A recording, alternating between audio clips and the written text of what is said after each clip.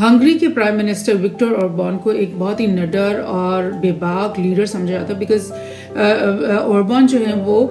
Europe کے اندر جو کرپشنز ہو رہی ہیں، جو غلط پریکٹسز ہو رہی ہیں، اس کے بارے میں تنقیدی بیانات دیتے رہتے ہیں، اور یہی وجہ ہے کہ یورپین یونین کے جو پاورفل اسٹیٹس ہیں وہ ان کو پسند نہیں کرتے، اور اکثر ان پہ اس طرح کے الزام لگاتے ہیں کہ وہ رشیا کے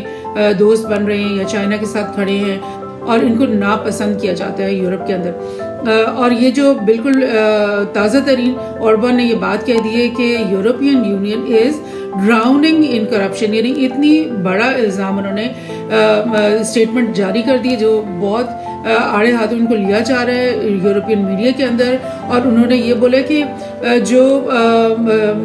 یوکرین کا جو معاملہ ہے نا، جس میں یورپ کے تمام ممالک نے بے شمار aid funds billions of dollars اور ویپنز دیے، ان تمام معاملات میں بالکل انویسٹیگیشن کو چھپایا جا رہا ہے، بیکاز زیلنسکی اور یوکرین اس تمام جو ویپنز ہیں اور فنڈز ان کو غلط طریقے سے استعمال کر رہے ہیں، اور یورپین یونین ان سب حقائق کو چھپاتا ہے، کیونکہ اگر ای یو یہ چیزوں کو سامنے لاتا ہے تو ای یو کے اوپر بھی الزام آتا ہے کہ وہ بغیر تحقیق کے اور بغیر کسی چیزوں کو انشور کیے ہوئے کیسے آگے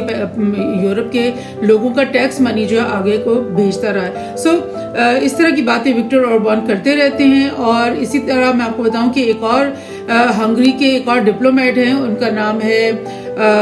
پیٹر سیجارٹو، اور وہ منسٹر ہیں فارن افیئرز اور ٹریڈ کے۔ انہوں نے کیا بولا ہے بالکل حالیہ، انہوں نے کہا ہے کہ نیٹو جو ہے نا، وہ نیٹو کے تمام یورپین جو ممبرز ہیں وہ رشیا کے ساتھ وار لڑنا چاہتے ہیں، وہ یوکرین کے اندر امن دیکھنا ہی نہیں چاہتے، بلکہ وہ رشیا کے ساتھ وار لڑنے میں بہت زیادہ انٹرسٹڈ ہے۔ سو دس از اے تھنگ کہ اگر یورپ جو ہے وہ صرف اس جنگ کا متمنی ہے تو پھر کیسے پیس ڈیل سائن ہوگی؟ کیونکہ جب بھی ٹرمپ اور پوٹن کسی بھی پیس ڈیل کے قریب آتے ہیں تو زیلنسکی فوراً بھاگ کے اپنے یورپین الائز کے پاس جاتا ہے اور کہتا ہے کہ مجھے بچاؤ اور اس پیس ڈیل کو ہونے سے روکو۔ تو ایسے تو یہ یوکرین وار پھر ختم نہیں ہونے والا۔